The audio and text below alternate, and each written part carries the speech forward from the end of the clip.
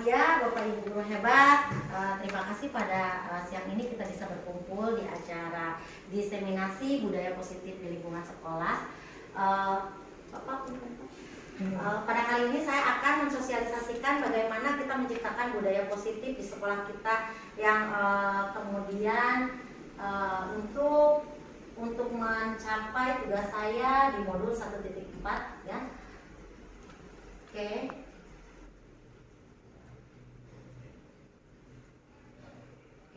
Ini adalah kenapa harus ada ini? Karena memang saya harus mencapai kompetensi lulusan, capaian umum dan capaian khusus, lalu pemahaman materi, eksplorasi konsep dan refleksi. Tentunya di materi ini kita harus harus melangkah ini dulu ya. Yang pertama yaitu pembukaan.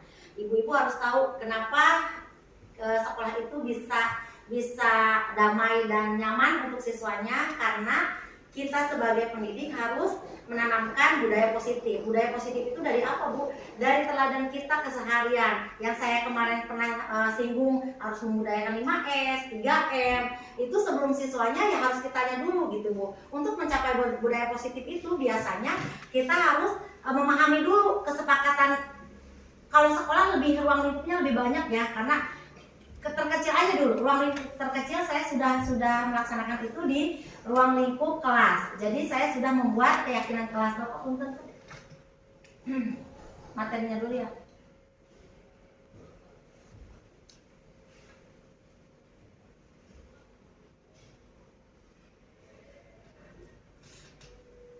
Oke.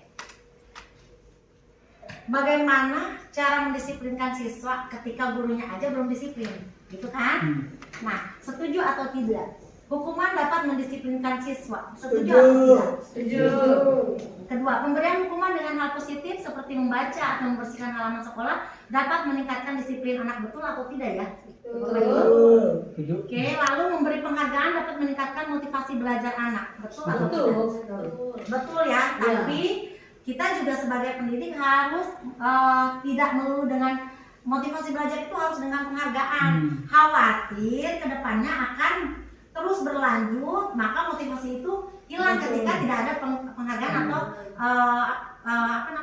apresiasi dari kita gitu ya, karena ekspektasinya yaitu penghargaan itu gitu, rewardnya. Oke, topik dalam eksplorasi konsep yang pertama yaitu disiplin positif dan nilai-nilai kebajikan universal, lalu teori motivasi, hukuman dan penghargaan restitusi, lalu keyakinan kelas. Selanjutnya kebutuhan dasar manusia dan dunia berkualitas, lalu restitusi, 5 posisi kontrol, lalu restitusi, segitiga restitusi. Oke. Eksplorasi konsep pembelajaran 2.1 yaitu disiplin positif dan nilai-nilai kebajikan universal. Kita gimana sih budaya positif, gimana sih kebajikan universal? Ini kita harus tahu dulu nih, harus merubah paradigma kita dulu, mindset kita tuh harus dirubah, harus mau dirubah. Karena apa? Anak saja harus mengikuti perkembangan zaman, apalagi kita pendidiknya. Kalau kita tidak merubah mindset kita, maka tidak akan tercapai tujuan pendidikan. Yang pertama itu kegiatan kepalan tangan. Misalkan ya Bapak Ibu, ada si A mengepal tangan dengan keyakinan dia, dan si B juga mengepalkan tangan dengan keyakinan dia. Saling membujuk ya, di sini saling membujuk dan kepalan tangan itu biar terbuka bagaimana. Jadi kepalan tangan itu tergantung siapa orang yang meyakini dirinya. Kan kemungkinan yang A membuka nggak dengan rayuan, dengan dengan rayuan, dengan bujukan apapun itu, bisa membuka nggak kepalan tangan si A? Belum tentu. Belum tentu. Yang B? Belum tentu. Sama. Karena apa? Semua itu tergantung pada Siapa yang dirinya sendiri, kesadaran dirinya sendiri. Seperti itu ya. Teman Anda B akan mencoba dengan sekuat tenaga dengan berbagai cara untuk meminta Anda memberikan benda tersebut. Si B bisa membujuk, mengancam, menghardik, merayu, menyuap apa saja agar dapat membuka kepalan tangan Anda. Apa yang terjadi? Belum tentu saling membuka, atau si A juga kekeh gitu ya dengan kepalan tangannya. Lanjut Pak. Nah, di sini itu posisi kontrol adanya di siapa? Ada pada diri sendiri kita. Gitu. Jadi belum tentu si A mau karena dirayu. Karena posisi kontrolnya adalah diri kita sendiri. Ilusi guru mengontrol murid. Kamu harus begini, harus begitu. Belum tentu kan di kita karakternya banyak. Dan siswa itu sendiri yang mengontrol dirinya gitu ya, belum tentu mau gitu. Lalu ilusi bahwa kritik dan membuat orang merasa bersalah dapat menguatkan karakter. Belum tentu juga. Karena karakter itu pembawaan diri sendiri yang harus dibenahi dengan budaya positif. Ilusi bahwa semua penguatan positif efektif dan bermanfaat. Lalu ilusi bahwa orang dewasa memiliki hak untuk memaksa. Tidak juga. Orang dewasa kita nih sebagai pendidik, kamu harus begini, harus begini, harus begini. Punya kewajiban, punya hak untuk memaksa. Tidak sebenarnya. Itu harus diobrolkan, mempunyai kesepakatan gitu. Oke. Perubahan paradigma, stimulus respon, teori kontrol, teori pilihan. Stimulus respon. Kita mencoba mengubah orang agar berpandangan sama dengan kita. Teori kontrolnya, kita berusaha memahami pandangan orang lain tentang dunia. Harusnya begini ya. Teori kontrol atau pilihan. Stimulus responnya, perilaku buruk dilihat sebagai satu kesalahan. Semua perilaku memiliki tujuan, tidak melulu saya salah gitu ya. Alih kode punten ya. Si itu mah begini. Kita langsung menyalahkan. Tapi teori kontrolnya, semua orang memiliki tujuan. Kita nggak tahu tujuannya kemana, hanya langsung menyalahkan. Stimulus responnya. Lalu orang lain bisa mengontrol saya. Hanya Anda yang bisa, hanya kita yang bisa mengontrol diri kita sendiri. Saya bisa mengontrol orang lain, Anda tidak bisa mengontrol orang lain. Lalu pemaksaan ada pada saat rujukan gagal. Kolaborasi dan konsensus menciptakan pilihan-pilihan baru. Misalkan pemaksaan harus begini. Tapi dengan kolaborasi dan konsensus itu akan menciptakan pilihan baru. Baiknya begini. Itu teori kontrolnya. Model berpikir menang atau kalah. Model berpikirnya menang, jadi tidak boleh ada yang kalah. Sekalipun misalkan salah, kita kolaborasi dan konsensus, ya, menciptakan pilihan-pilihan sehingga mendapatkan pikiran yang menang dan menang, bukan menang kalah. Disiplin positif. Teori kontrol, teori pilihan Dr. William Glasser. Anda tidak bisa mengontrol orang lain, hanya Anda yang bisa mengontrol diri Anda. Ya, ini makna disiplin, belajar kontrol diri dengan menggali potensi kita agar tercapai tujuan mulia, yaitu sesuatu menjadi seseorang yang kita inginkan berdasarkan nilai-nilai kebajikan, ya. Nilai-nilai yang kita hargai. Itu nilai-nilai universal itu ya. Semua perilaku memiliki tujuan. Teori motivasi.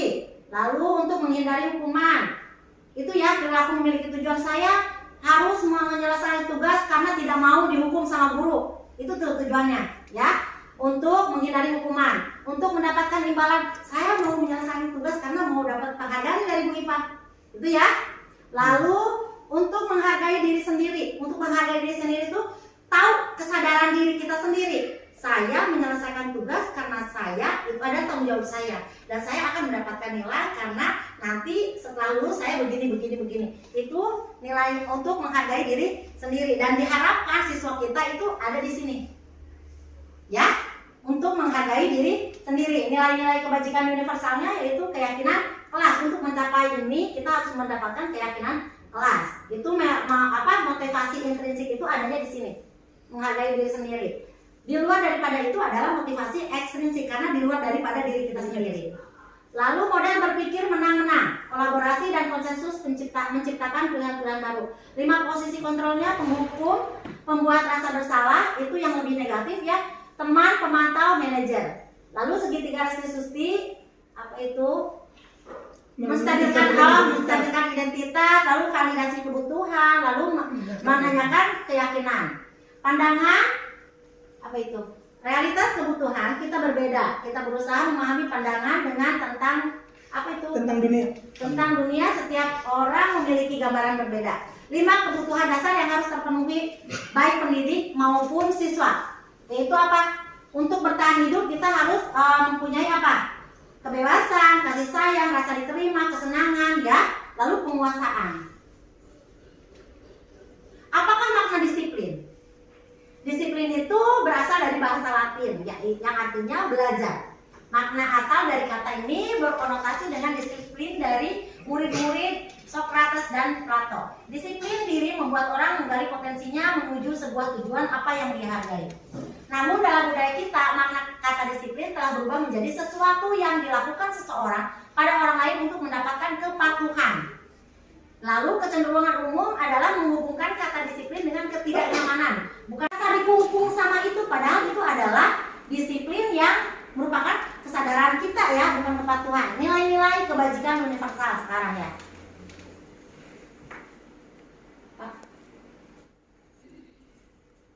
Nilai-nilai kebajikan adalah sifat-sifat positif manusia yang merupakan tujuan mulia yang ingin dicapai setiap individu.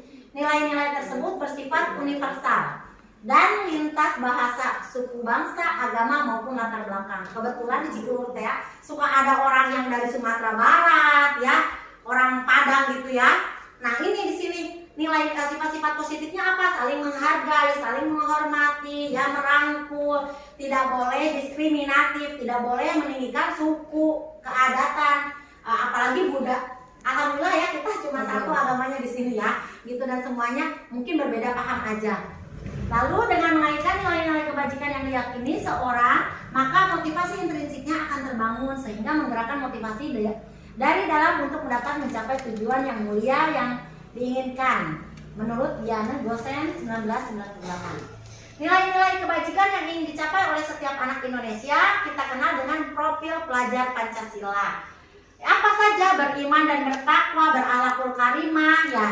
Lalu mandiri, bernalar kritis, berkebinekaan global, bergotong royong, dan kreatif. Dan kita menuju ke arah sini ya. Lanjut Pak Punten. Oke, eksplorasi konsep. Pembelajaran 2.2 teori motivasi, hukuman, dan penghargaan restitusi. Oke, teori motivasi perilaku manusia untuk menghindari ketidaknyamanan atau hukuman. Apa yang akan terjadi apabila saya melakukannya? Itu adalah motivasi eksternal karena berkaitan dengan orang lain. Untuk mendapatkan imbalan dari orang lain, institusi, apa yang akan saya dapatkan apabila saya melakukannya? Selalu dengan itu. Apa sih yang akan saya dapatkan kalau saya melaksanakan itu? Itu dari eksternal, bukan dari dirinya sendiri yang saya tadi singgung ya. Lalu untuk menghargai diri sendiri, saya akan menjadi orang seperti apa apabila saya melakukan berkaitan dengan pandangan jangka panjang ya. Itu motivasi internal.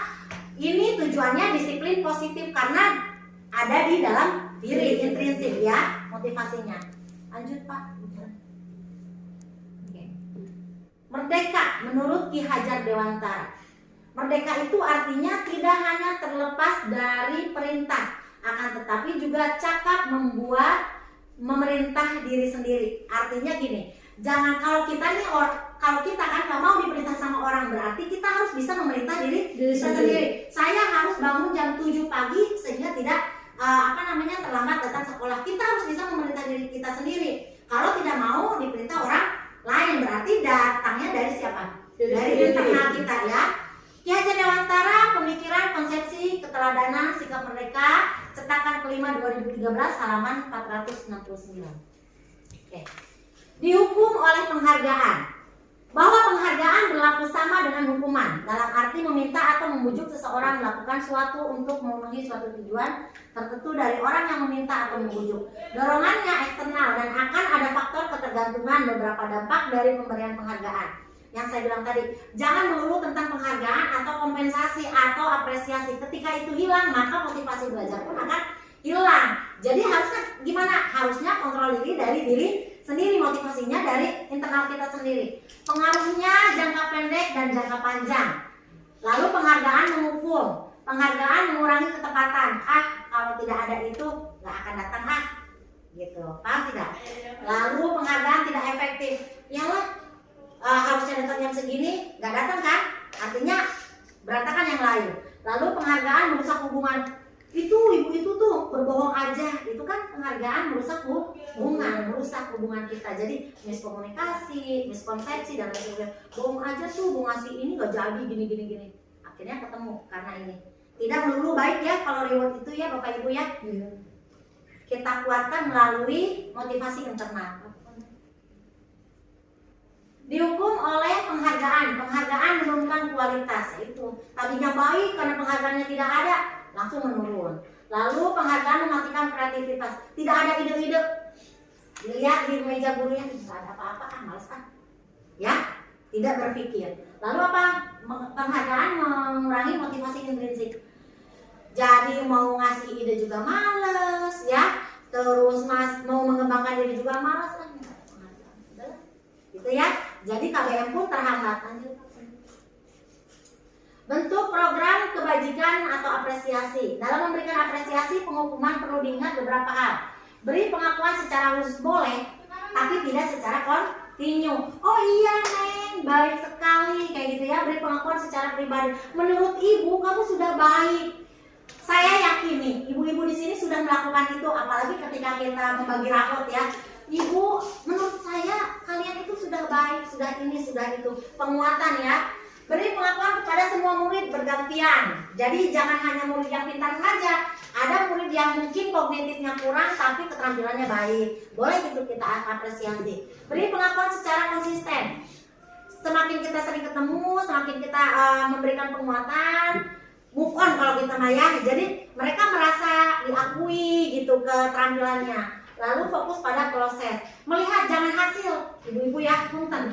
Hasilnya 100, kamu nilai 100, tapi kita lihat prosesnya, apa yang ditempuh. Ada yang nilai 100 cuma nyontek doang atau plagiat punya temannya. Ya ada yang prosesnya susah, ngumpulinnya 3 hari Bu, karena prosesnya dia sendiri, buat sendiri. Itu kita lebih hargai proses. Contoh pengakuan apresiasi kebajikan. Kayak pembuka. Kemarin saya perhatikan, itu sih. Kalau kita sebagai pendidik, kemarin saya perhatikan kamu begini, itu pembukaan.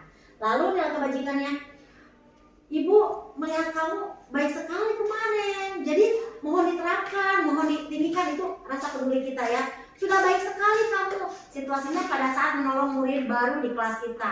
Nah, yang seperti ini, itu ya, seperti itu ya, itu mengapresiasi kebajikan. Saya menghargai kepedulian kamu, misalkan ya. Pada saat kamu membantu teman-temanmu di tugas kelompok, kamu nggak ngasih hasil akhir, tapi kamu membantu prosesnya bagaimana cara menyelesaikan ini. Itu ya. Lalu terima kasih untuk rasa tanggung jawabmu. Terima kasih, kita juga jangan lupa berterima kasih. Sering-sering mengucapkan terima kasih kepada siswa kita. Terima kasih untuk tanggung jawab kamu karena kamu sudah menyelesaikan tugas ibu atau kamu sudah membantu temanmu yang kemarin. Itu kita harus ada ya. Lalu rasa peduli, yang kedua menghargai, yang ketiga berterima kasih. Jadi oh iya ya. Mereka juga merefleksikan diri, oh saya dihargai sama bu ini. Berarti benar nih perbuatan saya kan gitu. Butuh pengakuan siswa itu. Tindakan guru, hukuman atau konsekuensi. Oke, boleh saya minta tolong? Tadi lagi. Boleh dong. Kalau tangan kiri konsekuensi, yang orange. Kalau yang kanan hukuman. Nanti diangkat ketika saya tanya. Diangkat itu hukuman atau konsekuensi ya Bapak Ibu, di sininya ditulis hukuman atau konsekuensi. Oke. Hukuman yang mana? Yang ini nih, yang warna peach. Hukuman peach. Yang tidak ngantuk ya Bapak Ibu. Boleh yang siang ini. Ya. Ya. Nah, tadi hijau atau hijau? Hijau ini ya? Hijau. Ih, unik deh.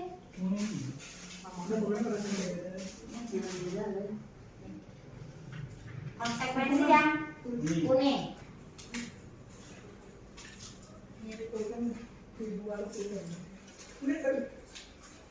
Ini apa?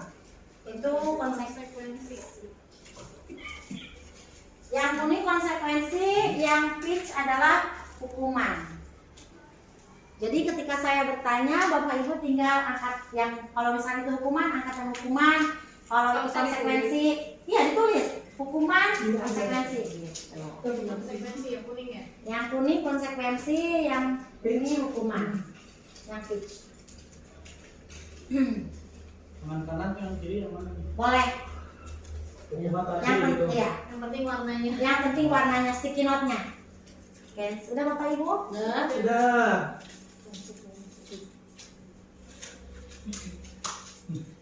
Nggak ngantuk ya? Yuk. Ya sudah Bapak Ibu? Konsekuensi. Oke. Sudah? Sudah. Mencatat 100 kali di dalam buku kalimat, saya tidak akan terlambat lagi karena terlambat ke sekolah. Hukuman. Konsekuensi. Oke. Kenapa konsekuensi? Bu Punten? Karena ya dianggap masih ringan lah ya. Masih ringan. Menulis dan itu pembelajaran juga buat anak. Menulis itu. Jadi walaupun anak suruh menulis, nanti anak lelah pada saat itu aja, ke depannya udah lupa gitu. Disiplinnya berkurang gitu ya. Oke. Yang hukuman?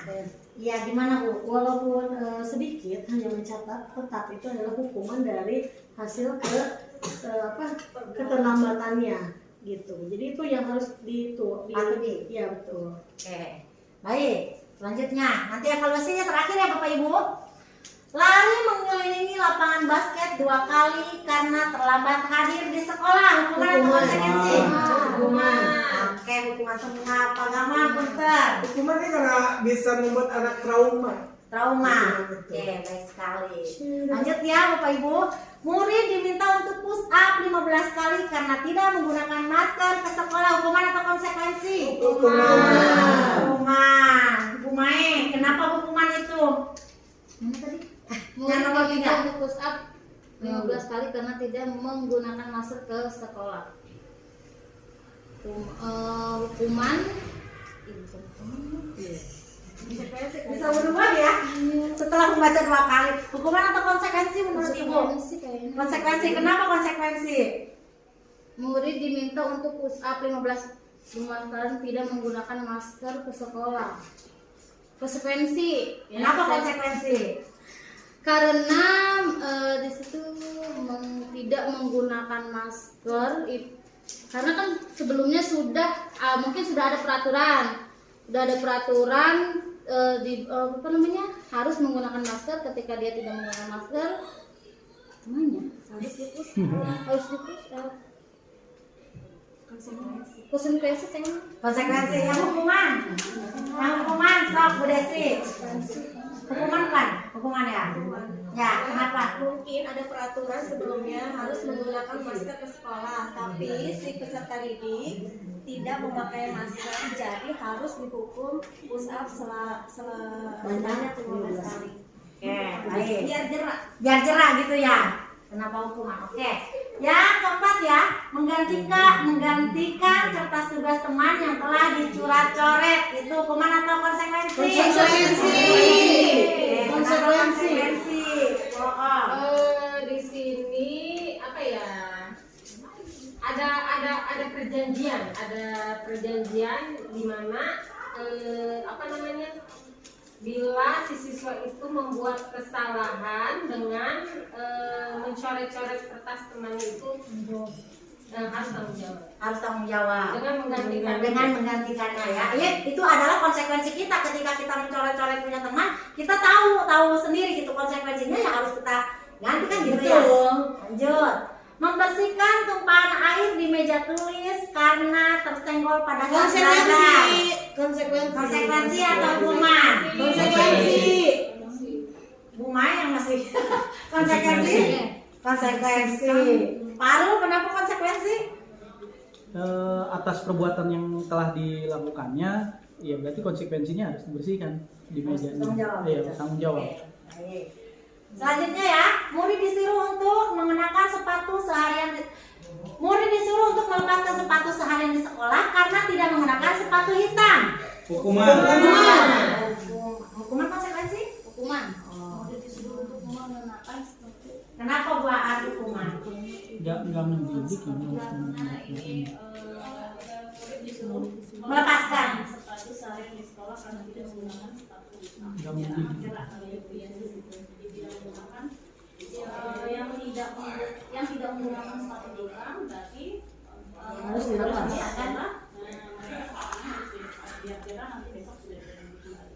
Baik.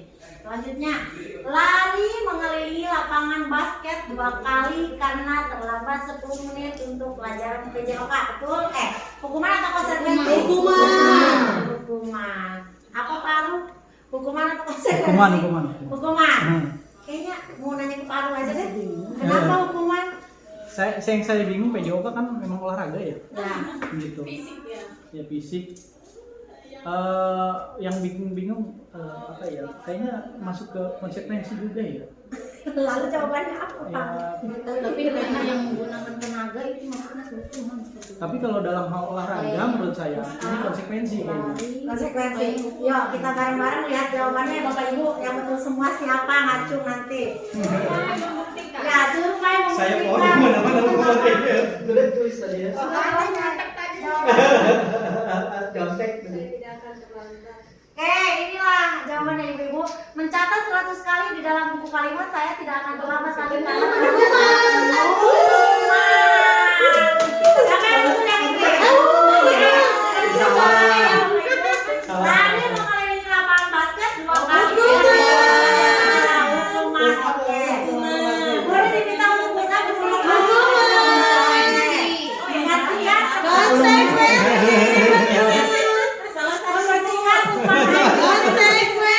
disuruh untuk tidak menggunakan sepatu seharian.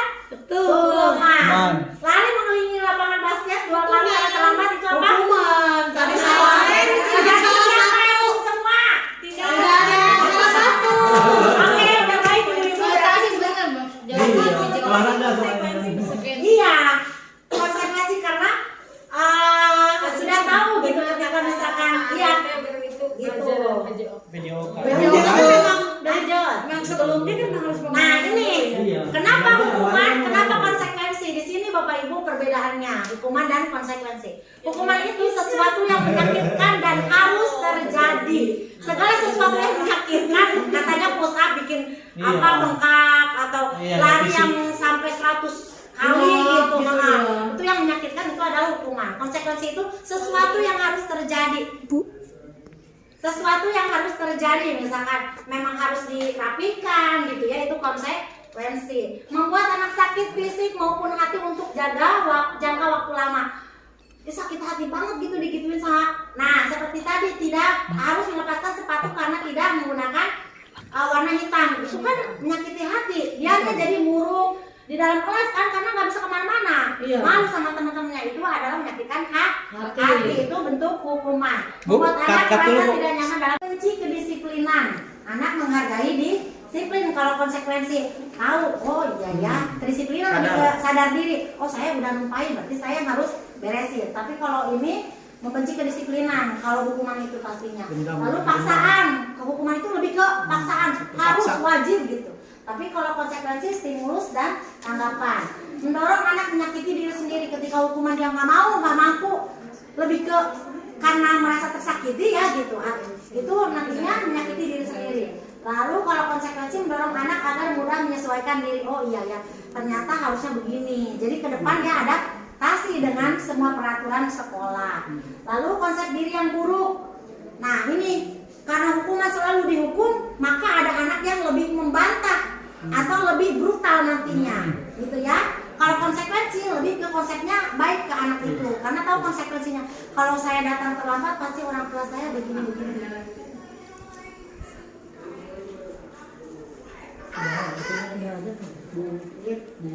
Jadi misalkan kalau saya datang ke rumah terlambat, kemungkinan saya di luaran akan begini, itu sudah tahu konsekuensi dirinya. Takutnya ada ini, takutnya ada itu, gitu ya. Lalu anak belajar untuk menyembunyikan kesalahan. Kalau hukuman itu, kenapa nggak mau jujur? Karena takut dihukum. Tapi kalau misalkan, kalau saya nggak jujur, nanti kalau ada ini gimana ya? Kalau ada itu gimana? Dia lebih ke itu ya. Akan belajar mematuhi peraturan yang diterapkan. Lalu marah, rasa bersalah, dipermalukan, rasa tidak dihargai. Kalau konsekuensi, kehilangan hak, dibuat tidak nyaman, diasingkan untuk sementara atau saat beberapa waktu aja. Kalau konsekuensi itu, itu ya perbedaannya ya, konsekuensi sama hukuman. Lanjut Pak. Capek. Apa itu restitusi nih? Biasanya kita suka kalau ke siswa itu nggak menggunakan segitiga restitusi. Ini yang sudah saya terapkan di kelompok kecil saya, di kelas sampel saya. Baru kemarin saya terapkan ya ibu-ibu. Nah kita harus tahu dulu restitusi itu apa sih? Restitusi adalah proses menciptakan kondisi bagi murid untuk memperbaiki kesalahan mereka, sehingga mereka bisa kembali pada kelompok mereka dengan karakter yang lebih kuat. Restitusi juga merupakan proses kolaboratif yang mengajarkan murid untuk mencari solusi untuk masalah mereka dan membantu murid berpikir tentang orang seperti apa yang mereka inginkan menjadi tujuan mulia dan bagaimana mereka harus memperlakukan orang lain menurut dosen tahun 2004. Contoh kemarin ya yang terjadi, karena kesiangan melemparkan tas, khawatir masuk lewat pintu. Bu Ipan tahu, saya tanya dari mana, kok baru datang gitu ya, kenapa harus melakukan itu, dikuatkan dulu ya identifikasi identitasnya, lalu baru divalidasi. Kamu tahu apa yang kamu lakukan gitu ya, terus sampai kepada kamu tahu nggak solusinya, kenapa? Iya Bu, saya tahu saya melakukan kesalahan. Lalu tahu nggak solusinya? Iya Bu, nanti lain kali, dengan kesadaran. Sebelumnya saya sebelum tahu segitiga restitusi ini, saya pasti judging anak gitu, kamu benar, kamu salah, gini. Tidak mengobrol dengan baik gitu. Akhirnya anak-anak nggak tahu solusinya, malah sampai tidak pecah masalahnya, sampai tidak menyadari apa kesalahannya.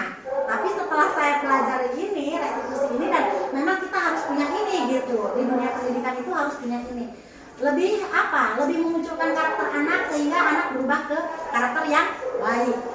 Ini ya, identitas gagal sebagai penghukum yang saya bilang tadi, lalu identitas suksesnya disiplin, konsekuensi, dan restitusi.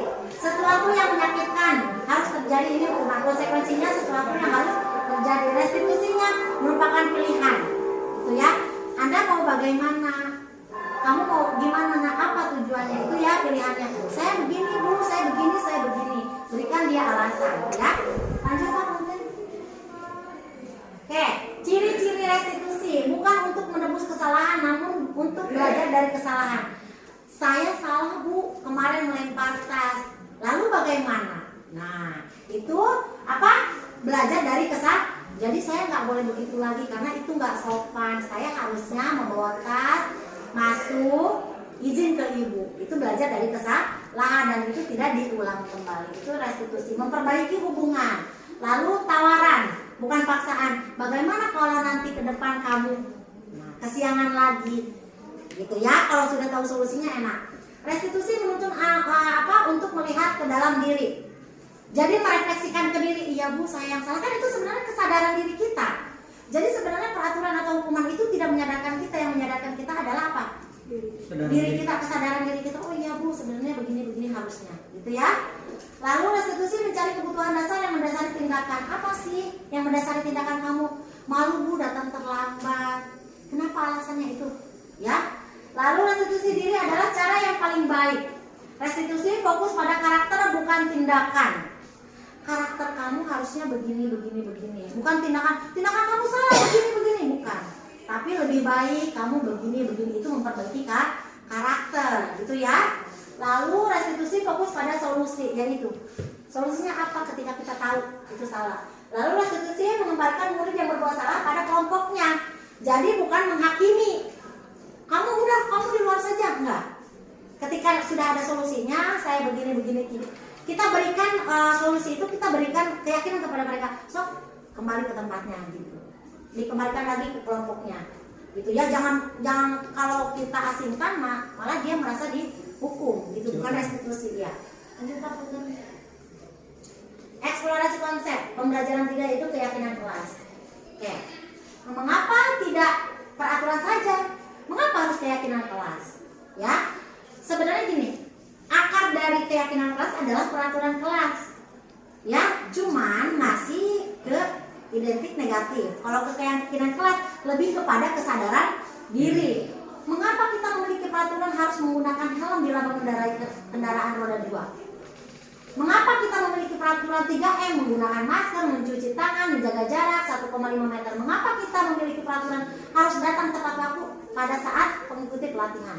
Belum Pak. Ya, berkaitan dengan keyakinan kelas itu, saya sudah membuat peraturan dan keyakinan kelas. Jadi siswa sendiri yang membuat keyakinan kelasnya.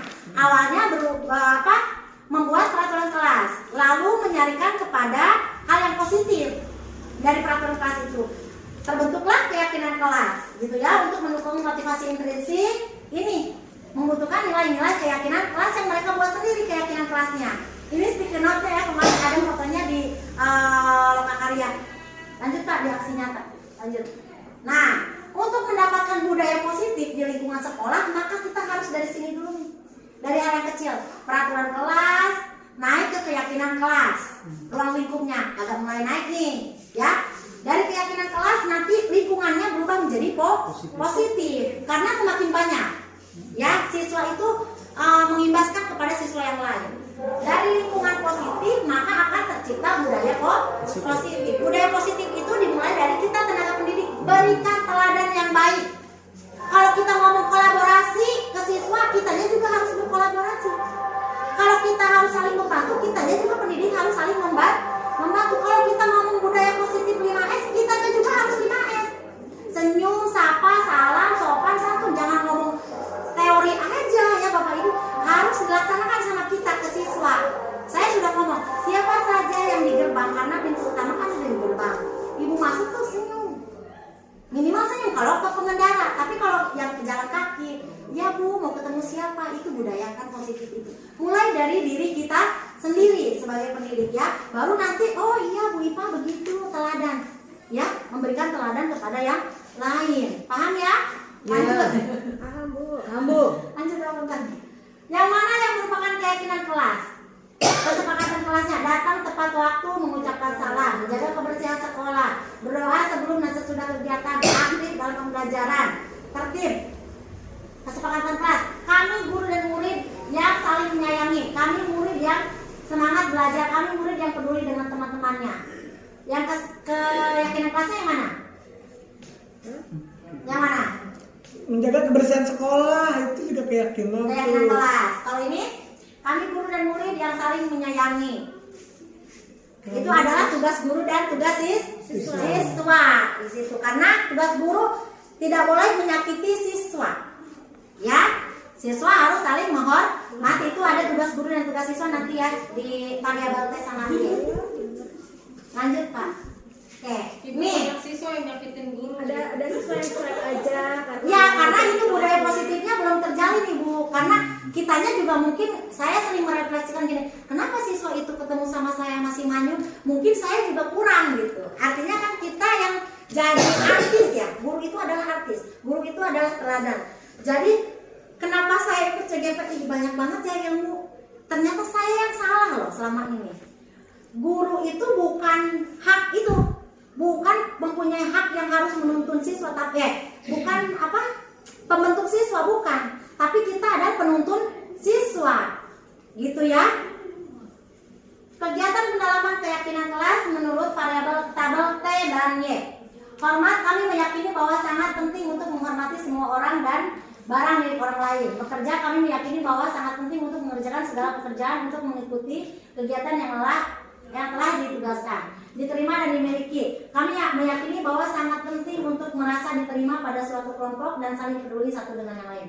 Oke, untuk variabel T ini variabel T, tampak tidak tampak. Misalkan datang tepat waktu, yang tampaknya berarti siswa sudah ada di lingkungan sekolah. Yang tidak tampaknya siswa lebih sedikit yang terlambat, karena kan tepat waktu datangnya. Itu ya, itu variabel T Bapak Ibu.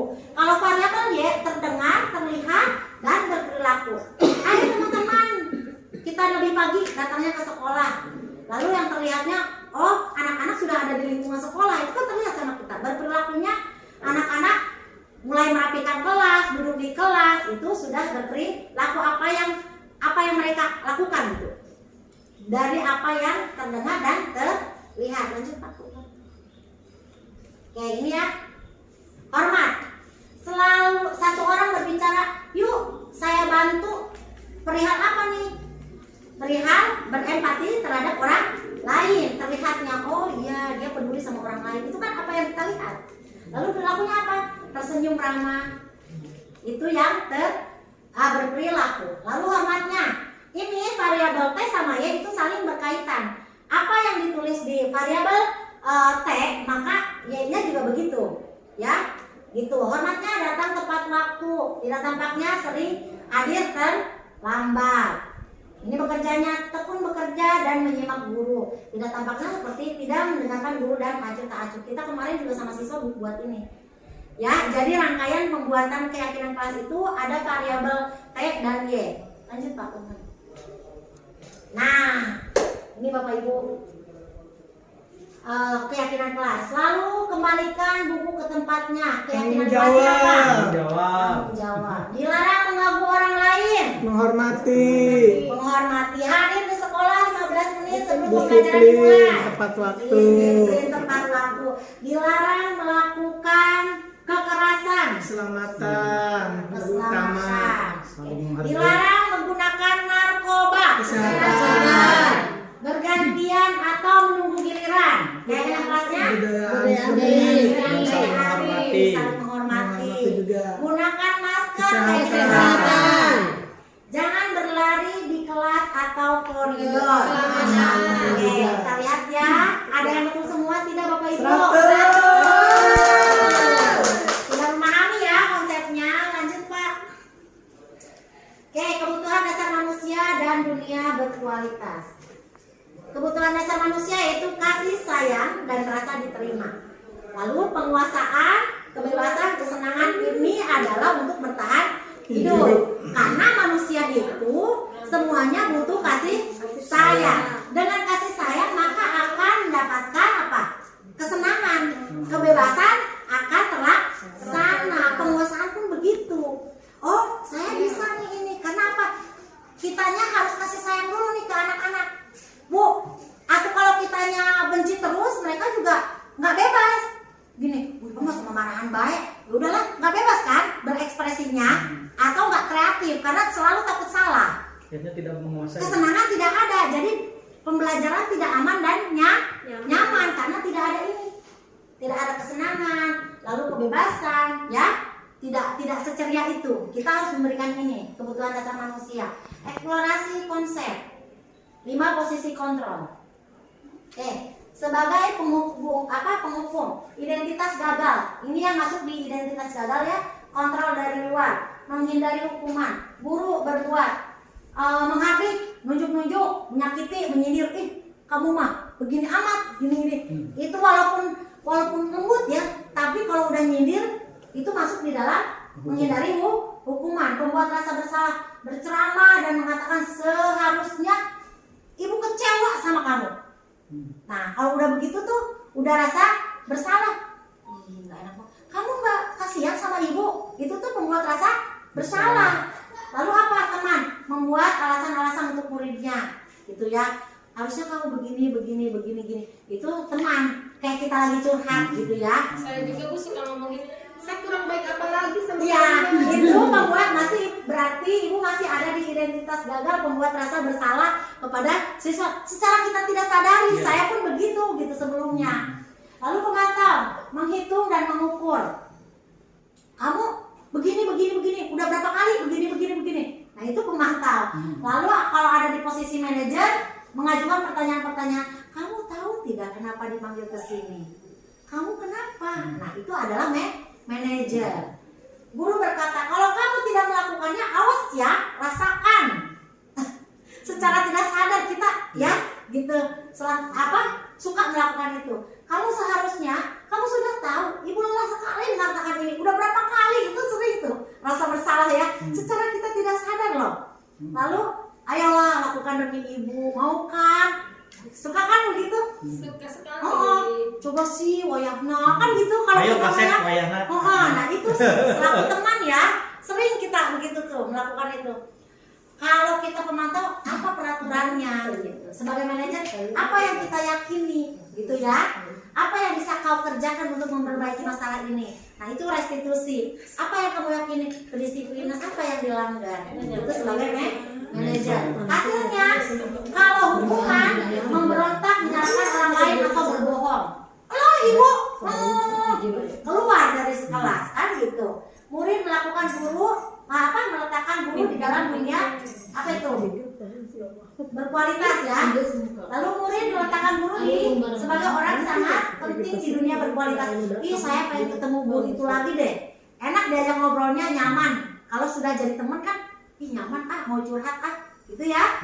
Murid meletakkan guru peraturan dan hukum di dunia berkualitas. Murid meletakkan dirinya sebagai individu yang positif dalam dunia berkualitas. Jadi dia meletakkan dirinya itu kepada dunia yang berkualitas. Iya Bu, saya sadar begini.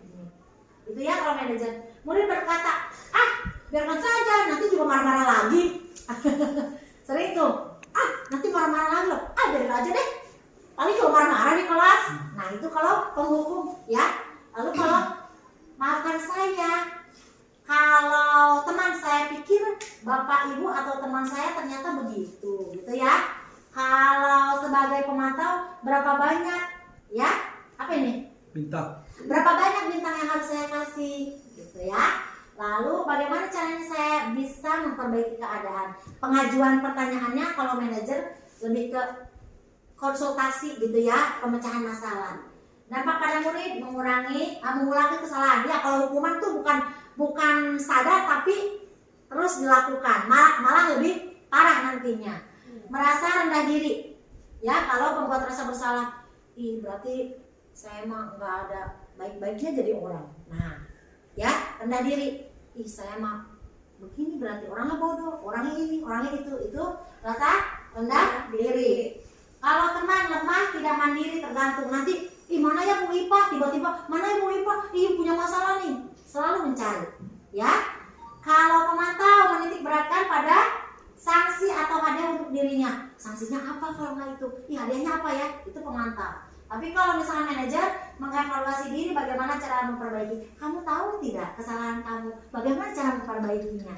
Itu manajer. Lanjut Pak Kumar. Oke, ini pertanyaan-pertanyaannya. Saya kecewa sekali dengan kamu. Ya, siapa yang mengatakannya? Membuat orang yang membuat merasa bersalah. Kamu tidak pernah benar melakukannya. Itu penghukum. Ayolah lakukan demi bapak ibu Sebagai teman. Ya. Lalu apakah kamu mau mendapatkan stiker bintang hari ini? Pemantau. Karena selalu dengan apresiasi. Ya, pemantau. Bagaimana kamu bisa menyelesaikan masalah ini? Manajer. Kamu selalu yang paling terakhir. Itu penghukum. Kamu selalu aja terakhir. Kamu selalu aja terlambat. Itu penghukum. Lanjut ya Pak. Oke. Bergerak antara peraturan, pemantau, konsep kepada nilai-nilai manajer dan memperbaikinya. Kalau kamu tidak ini, saya akan begini. Ya, itu peraturan. Kalau kamu tidak, ya pemantaunya saya akan diberi hukuman untuk membuat tidak nyaman. Ini konsekuensi atau hadiahnya. Nilai apa yang kamu yakini itu adalah nilai-nilai ya. Bagaimana memperbaiki masalah ini, memperbaikinya. Nah, kiat berdua, apa yang kita butuhkan? Ya Pak, saling memaafkan. Saya tidak boleh terlambat lagi. Saya akan mengerjakan tugas. Itu lebih ke manajer. Eksplorasi konsep segitiga restitusi. Oke.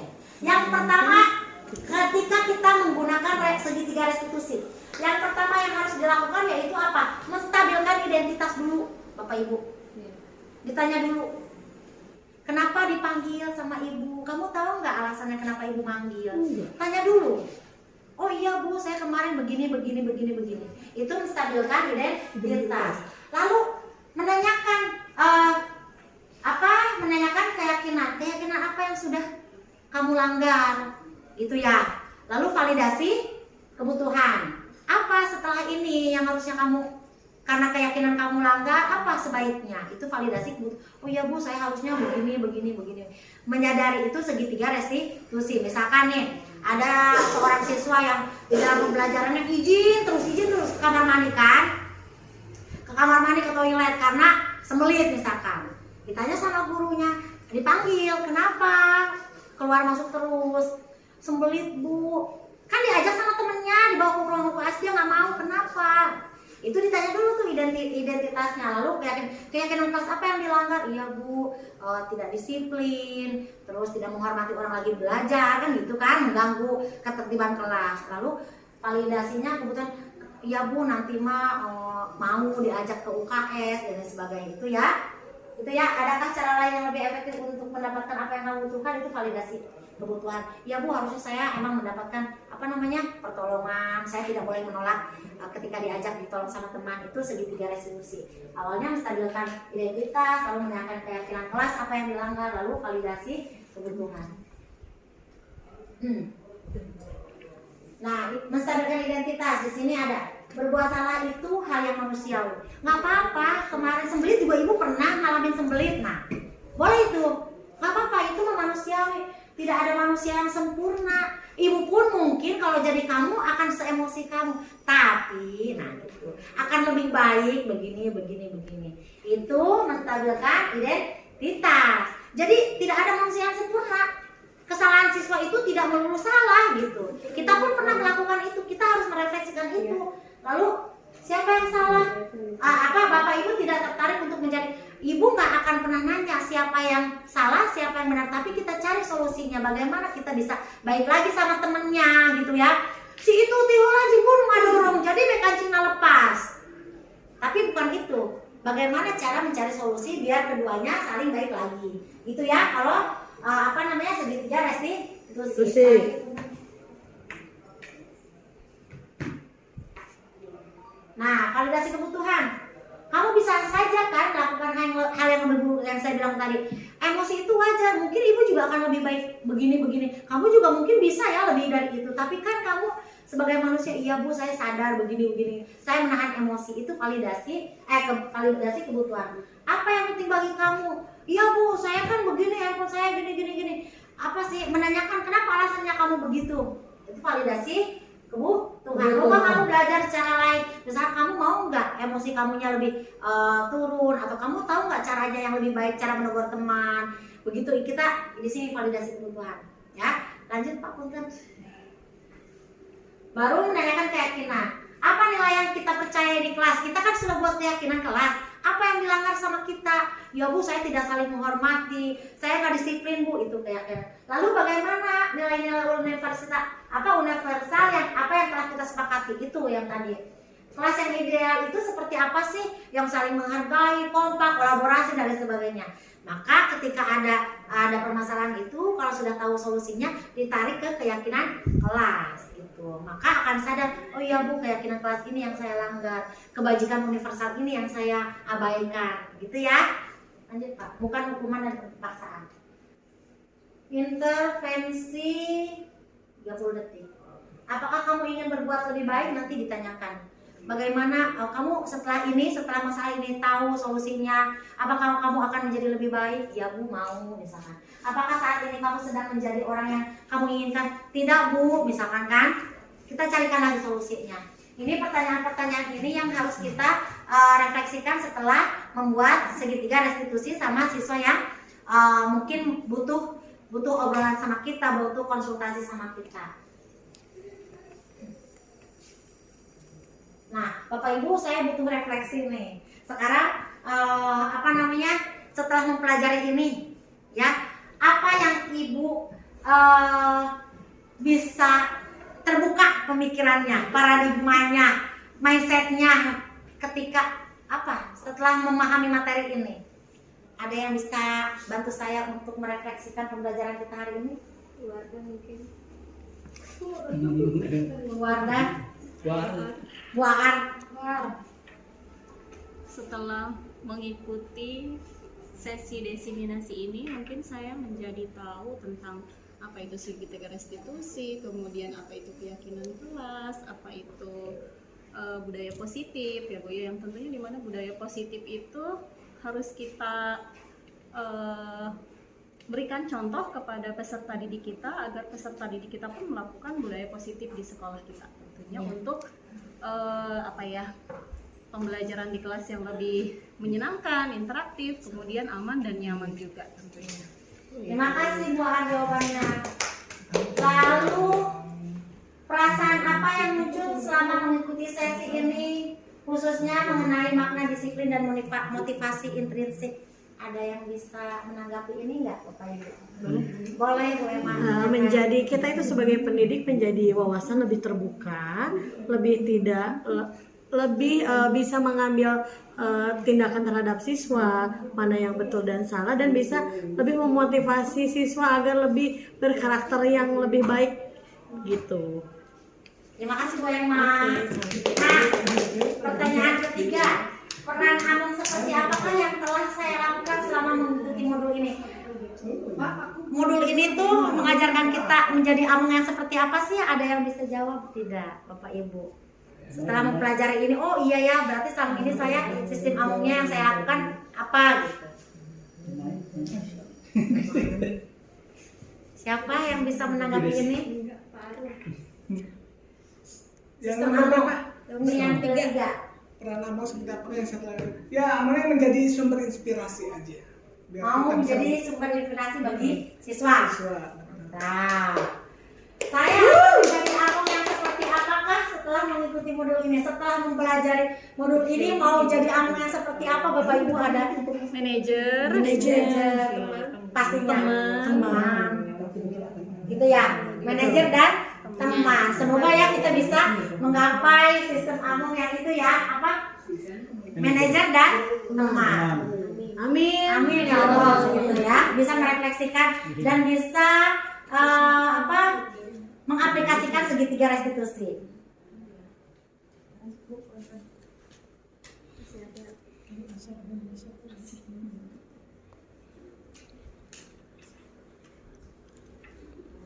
Oh, lanjut aja nih, nggak usah dialihkan.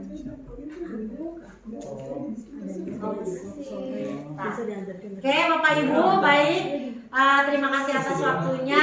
Berakhir sudah pertemuan kita dari Desiminasi Budaya Positif. Semoga dengan kita mempelajari materi ini ke depan kita akan bisa memberikan pengimbasan untuk siswa kita dan rekan kita budaya positif sehingga sekolah kita menjadi lingkungan positif yang baik dan kita bisa memberikan teladan bagi siswa-siswi kita, terutama pada pengaplikasian proses pembelajaran menggunakan segitiga restitusi, tidak sebagai hukuman tapi lebih kepada keyakinan kelas. Terima kasih atas waktunya. Assalamualaikum warahmatullahi wabarakatuh. Waalaikumsalam.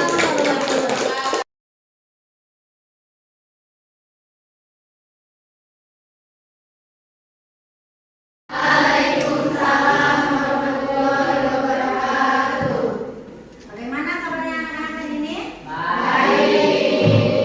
Ada semua? Sudah pada kelompoknya? Sudah. Belum belajar, kita breaking dulu ya. Tepuk semangat tahu? Ada yang tahu? Ikutin ya. Tepuk semangat.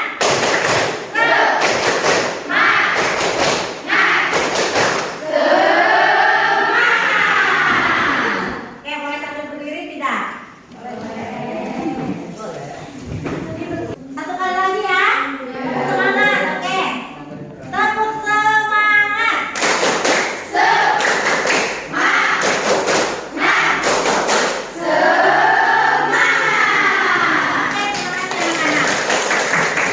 Oke, hari ini kita akan membuat peraturan keyakinan kelas. Tapi sebelum membuat keyakinan kelas, saya akan udah sesuai dengan kelompoknya kan?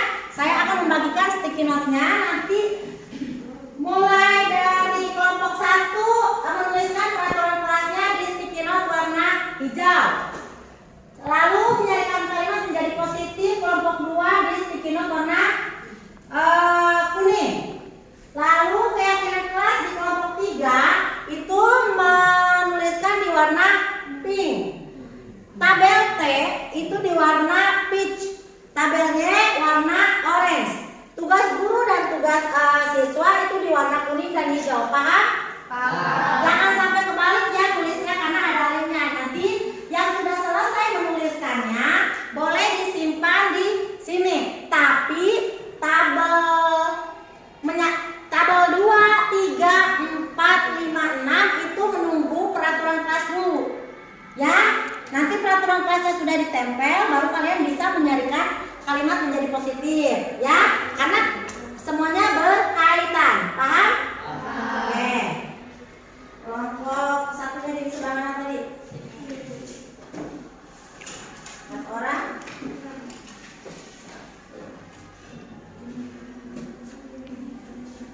Ikat nih. Jauh ya. Oke, sok mulai ditulis ya untuk kelompok 1 peraturan kelasnya.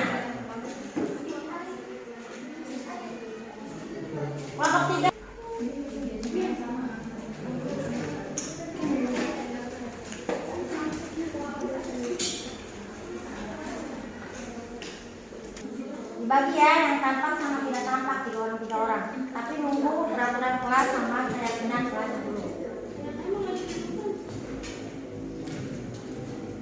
Kelompok gimana?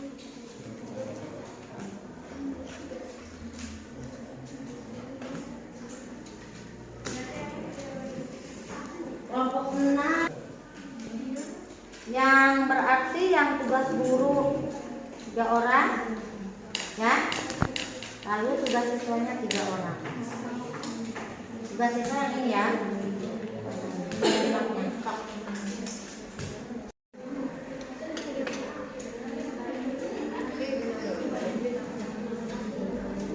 contohnya tidak boleh menghidupkan tidak boleh menyuarakan handphone saat pembelajaran, tuh kan?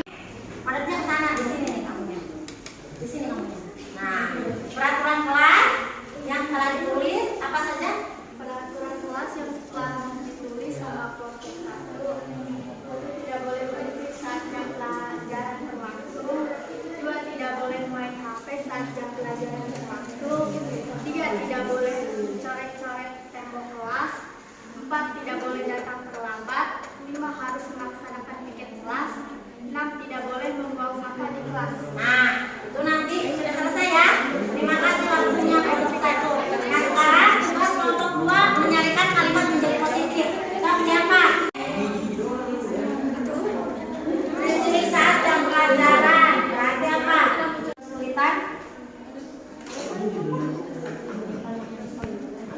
Membuang sampah pada tempatnya boleh.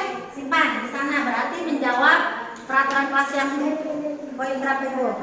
Ya, apa itu? Melaksanakan jadwal piket sesuai dengan jadwalnya boleh. Siswa fokus dalam belajar ya. Sok ditempel.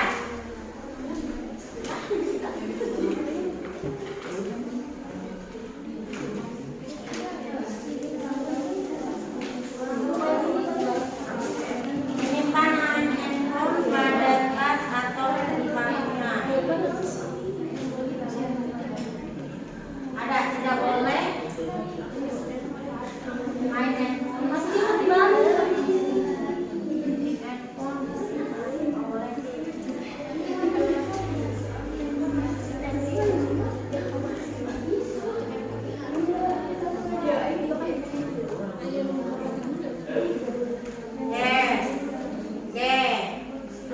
Di atas berarti ini yang berarti ya. Menyarikan kalimat menjadi positif. Siswa fokus dalam mengikuti pembelajaran ya. Kan kalau tadi peraturannya tidak boleh berisik saat jam pelajaran berlangsung ya. Dirubah menjadi siswa fokus dalam mengikuti pelajaran. Lalu menyimpan handphone pada tas saat jam pelajaran. Lalu membuang sampah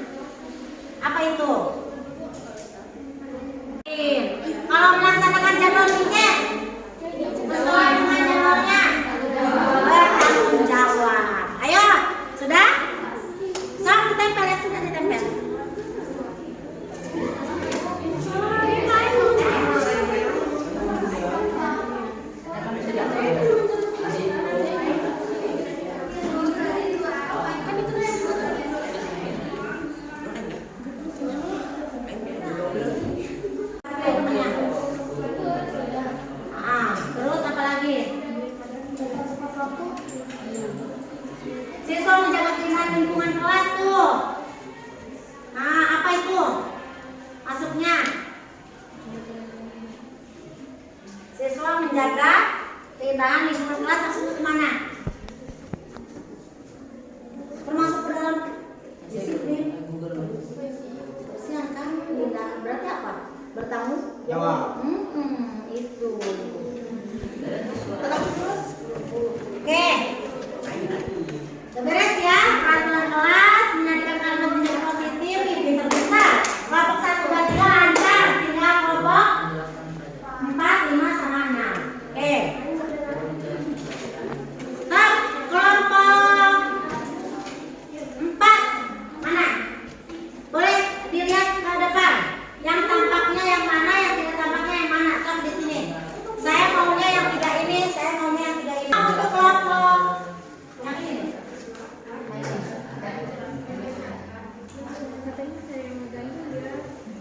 Kelompok 5 itu bekerja sama sama kelompok 4. Ya? Kelompok 5 ini ya? Bekerja sama sama kelompok 4. Kalau yang tampaknya yang mana berarti itu yang terlihat, terdengar dan berperilaku.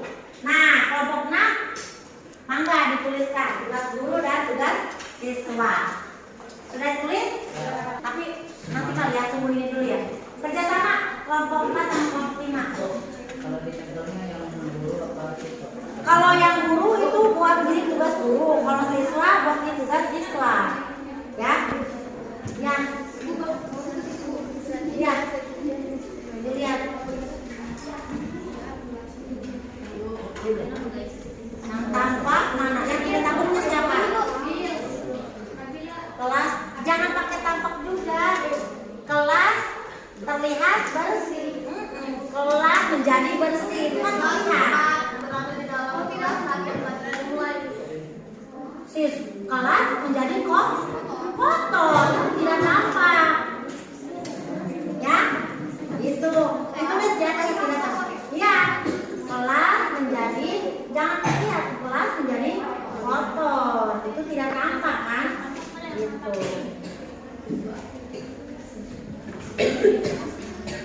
Kalau terdengarnya berarti apa? Dibagi terdengar, terlihat, sama berperilaku. Kalau terdengarnya berarti kalau kelas menjadi bersih, ayo anak-anak, ayo teman-teman kita membersihkan kelas. Itu terdengar, terlihatnya melaksanakan tugas kelas. Berperilakunya kelas menjadi bersih, berperilakunya siswa sedang melaksanakan tugas tiket. Paham tidak? Mantap, jangan.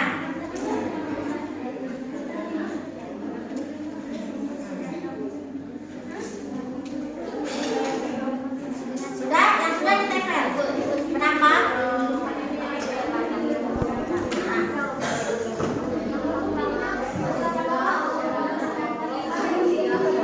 Siswa berisik kali ya? Boleh.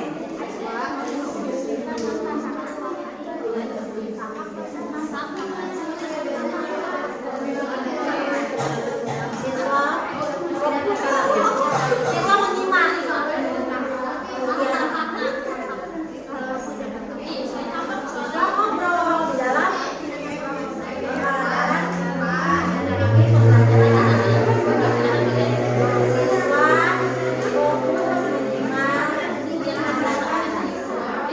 siswa ngobrol berperilakunya siswa sedang melaksanakan tiket kelas. Yang terlihat ya Bu? Tuh. Ya kan aja pasti kalau kita dengar kan pasti nanya, ayo teman-teman kita kan terdengar. Yang kelihatan apa? Yang kelihatan apa? Siswa kayak apa? Kelas menjadi bersih, berperilakunya siswa melaksanakan tugas tiket kelas. Yang satu teh sudah?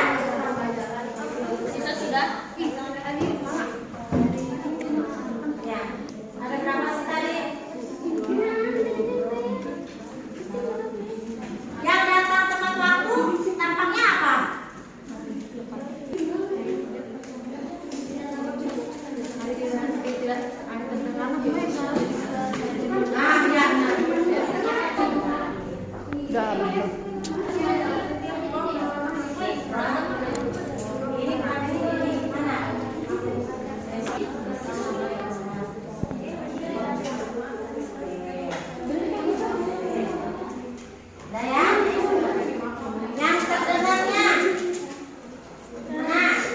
Oke.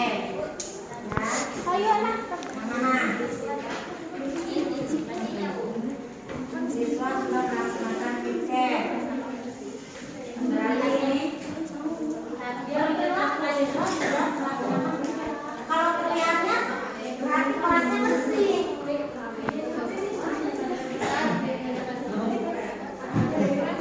Siswa sudah melaksanakan piket. Siswa sudah melaksanakan kelas.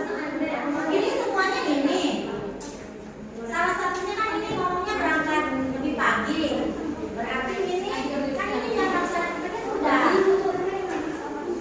Yang terlihatnya apa? Menjawab yang benar. Siswa kan ini.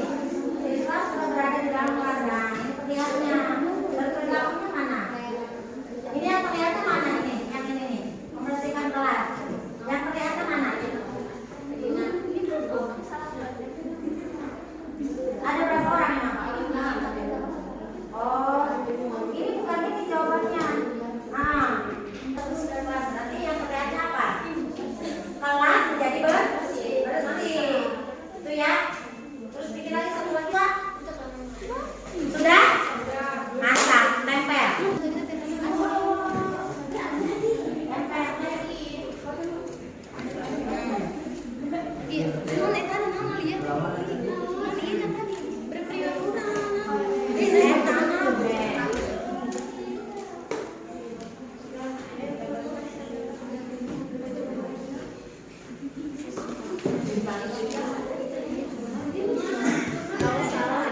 Kita kali ini tentang peraturan kelas.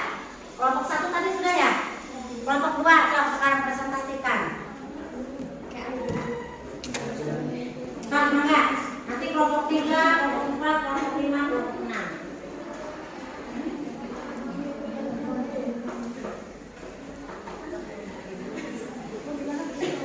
Ya. Untuk merubah peraturan kelas, mencarikan kalimat menjadi positifnya, yang kami dapatkan kalimatnya ini gitu. So. Dan itu jangan di video kan, yang aku ngomong tadi kan, so. Ini belajar ngomong.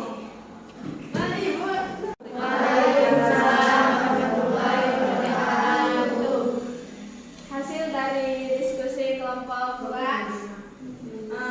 tentang menyarikan kalimat menjadi positif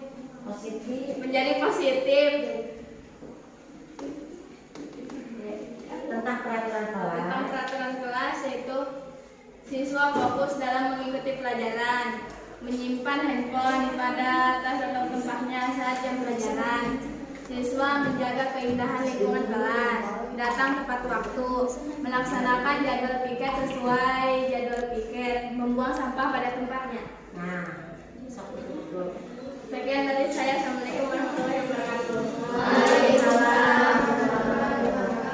Nah, dari keyakinan kelas ini ya kalian harus mulai sekarang ini yang kalian yakini, ya. Ini yang kalian yakini dan ini yang kalian jalani. Ya, paham ya? So, kelompok 3 dari mencarikan kalimat menjadi positif, keyakinan kelas apa yang kita yakini di kelas ini? Siapa kelompok 3? Sok, enggak presentasikan. Bisa, bismillah. Bismillah. Ayo. Assalamualaikum warahmatullahi wabarakatuh. Kami dari kelompok 3. Kami dari kelompok 3 ingin menyampaikan hasil keyakinan kelas. Siswa fokus dalam pelajaran, keyakinan kelasnya disiplin. Menyimpan HP pada tas atau tempatnya, keyakinan kelasnya disiplin. Siswa menjaga keindahan lingkungan kelas, keyakinan kelasnya menjaga kebersihan. Datang tepat waktu, keyakinan kelas bertanggung jawab. Melaksanakan jadwal piket sesuai jadwal piket, keyakinan kelas disiplin. Membuang sampah pada tempatnya, keyakinan kelas bertanggung jawab. Iya, ada yang terbalik ya tadi ya? Iya. Melaksanakan jadwal piket sesuai dengan jadwalnya yaitu bertanggung jawab. Datang tepat waktu yaitu disiplin. Ini ya keyakinan kelasnya ya. Jadi kalau kalian melanggar berarti melanggar keyakinan kelas.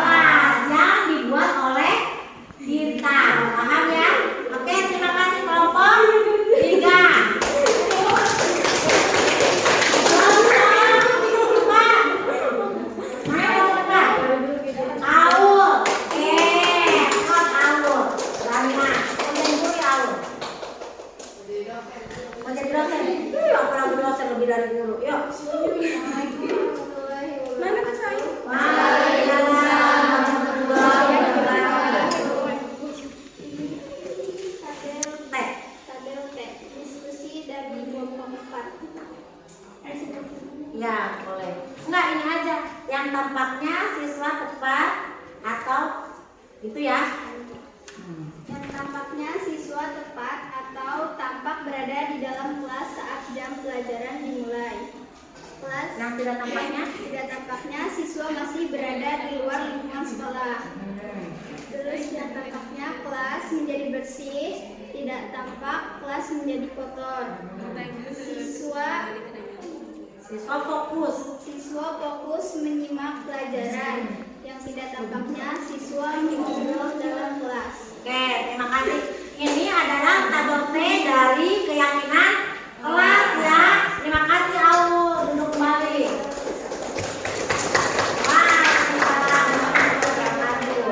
Kelompok 5, tabel Y. Oke, silakan. Sana. Assalamualaikum warahmatullahi wabarakatuh. Waalaikumsalam warahmatullahi wabarakatuh. Saya perwakilan dari kelompok 5 ingin menyampaikan hasil diskusi kelompok kami.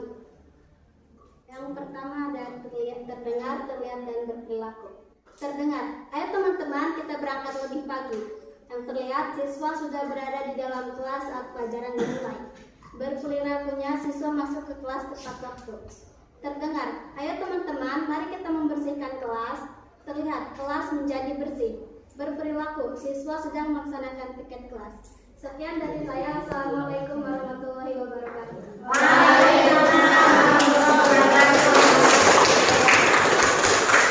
Ini adalah tabel Y. Setiap keyakinan kelas pasti ada tabel Y. Terdengar, terlihat, dan berperilaku. Jadi setiap dari keyakinan kelas itu pasti ada hasilnya, ya. Sekarang kelompok 6, tugas guru dan tugas siswa. Silakan perwakilannya kelompok 6. Wah, ya.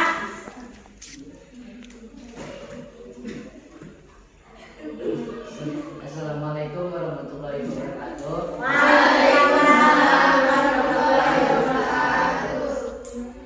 Saya akan menjelaskan hasil diskusi saya kelompok 6.